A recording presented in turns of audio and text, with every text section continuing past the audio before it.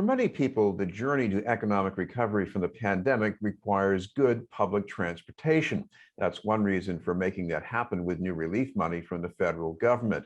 But money's also needed to make up for years of underinvestment or even to pay for protecting the infrastructure from climate change. A report on how this could be done and why it's necessary was recently put out by the Mass Budget and Policy Center. To tell us about some of the main points is the group's Senior Analyst and Advocacy Director, Phineas Baxandall. Thank you very much for being with us, Phineas. Thank you, Chris. Glad to be here. Before we get to the things that are needed right now on the T, for example, what about the pace at which this is being done? I mean, this period right now coming out of the pandemic, how important is it to spend this money really quickly? Well, I think there's I think very important is the short answer. I think there's a tendency of people in the legislature to be slow with these things. They're waiting to see what the next federal infrastructure bill is. They want to, make sure that there aren't going to be budget deficits at the T, something of that sort that really kind of reflect badly upon them.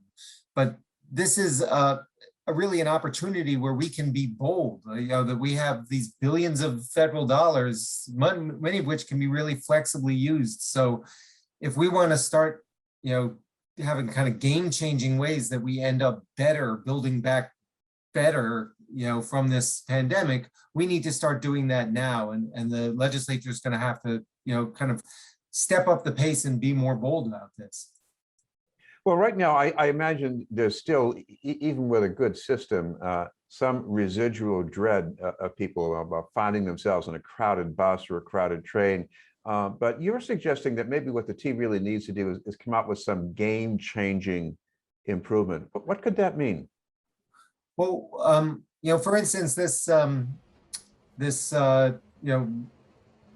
program which is being tried out with the 28 bus, right, where the 28 bus is going to be free with no fares. This is something which is kind of exciting. It's something that people can take pride in. It also makes the service faster because you don't have to wait for people to be paying for it. You can board or disembark from any of the doors. It really kind of changes the quality of the service, makes it also safer in terms of less interaction between people. But that's something which requires additional investment because you aren't getting that fare money. It makes a lot of sense right now because those fares hit particularly hardest on lower income people.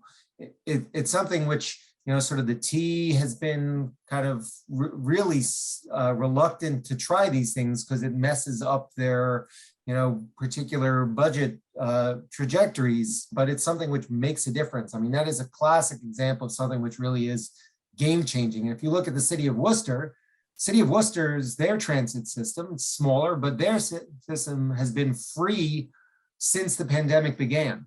They just said, let's make it free. It was a big move to do. And they've been, figuring out how to do that and using a lot of this federal money for that. It would be good to see the T kind of make these bolder moves like that as well. And one thing about this bus route, number 28, which goes along Blue Hill Avenue, it eventually feeds into a transit line. You've got other bus routes where the T is building these dedicated lanes. They feed into rapid transit. So people who get a free ride on the bus, they're going to end up paying for something else, most of them at least.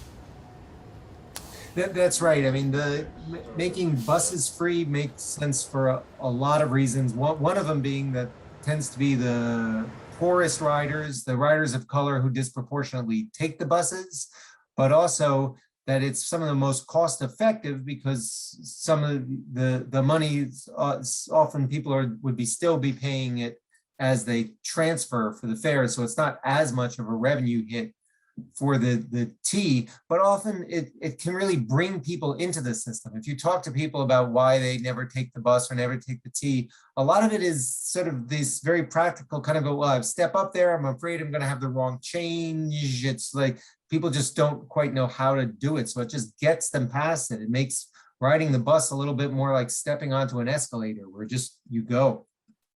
What about the kinds of federal aid that are available right now? Because there's a huge amount of money, but there are certain ways it has to be used. So how do you make sense of that?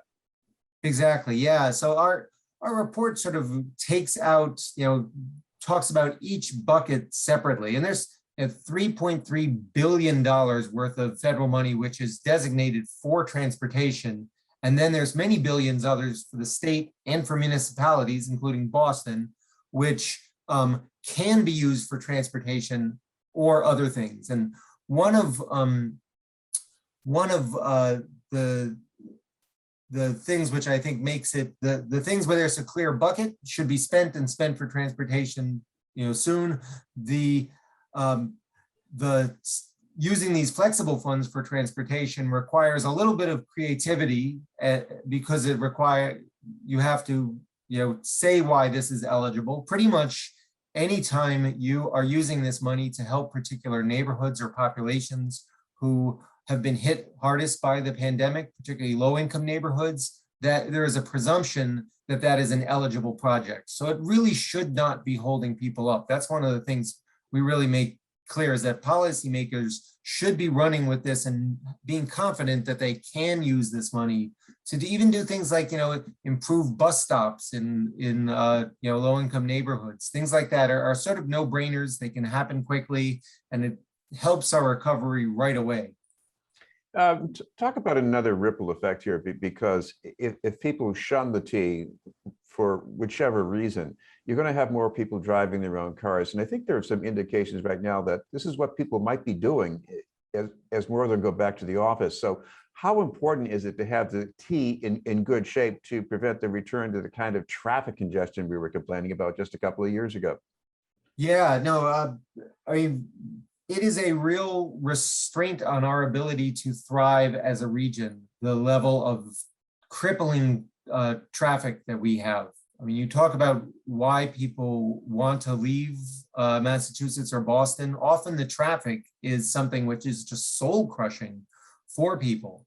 And, in terms of getting people off of the road onto public transit, it makes a real big difference. Often it can be even just a smaller increment of cars being moved off the road can make a big difference in terms of the flow. I mean, if you've ever, trying to put sand through a funnel or something, even just taking a little bit can make a big difference. And what's really, sad to see is that, especially with not a big push to try and get people back onto public transit, we've seen the level of traffic really get back to the more or less the level it was before the pandemic. There was a time where it was slow because everybody was being at home, but now there's, people are driving as much as they were before, sometimes at different times, but it's really is a problem which is going to plague us. And unless we invest resources in trying to address that traffic congestion through things like public transit,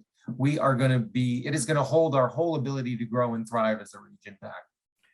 If you look to the future and imagine the pandemic being mostly behind us, there's still climate change, which is a big threat to the infrastructure here.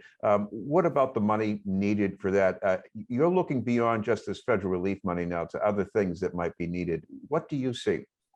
That's right. Well, it is a lot of money is needed to make our infrastructure more resilient. You can see this just by looking, at the headlines today of what's happening, what the Hurricane Ida has done down in Louisiana. You can see how weather surges, how temperature changes can make a huge, really expensive and crippling kind of harms to our infrastructure.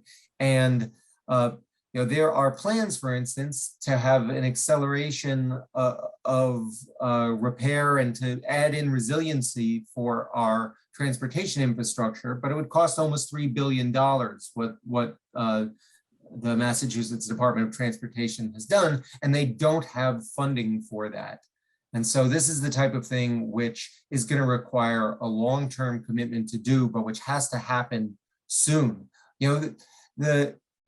I think the legislature is often kind of reluctant to say, well, we really realize that there need to be big investments, but what is now really the time? And so there are three things that might push them to do it. One would be billions of federal dollars that can help. We have that now. Another thing is the kind of things we see in the headlines every day now about climate catastrophe. And we really see that now. And third is that, next year there's going to be this $2 billion a year millionaires tax on the ballot. And that can be really an important part of this, because the new infrastructure commitments that the legislature might make now will need to be backstopped. They'll need to have money to operate those systems and maintain those systems. So having billions of dollars that we see on the horizon to do that is an important part of that puzzle. But unless we start investing in this climate resiliency now, we're going to be regretting it later. Well, as you mentioned earlier, there are people who will leave Massachusetts because of traffic congestion. There are some millionaires who say that they'll leave if the taxes go too high for them. What do you say to that? Well, the evidence just really doesn't support that. I mean, we have really the reason why people come to Massachusetts are things like our strong education system. And if this ballot initiative would invest in education and transportation, and I think there'd be much more likely to see people driven out of the state because they can't stand the traffic than because of a few more tax dollars. Really, one of the benefits of being fabulously wealthy is you get to live where you want. Thank you very much for taking the time to join us. Thank you, Chris. That was Phineas Baxandall from the Mass Budget and Policy Center. We'll have more news in just a moment.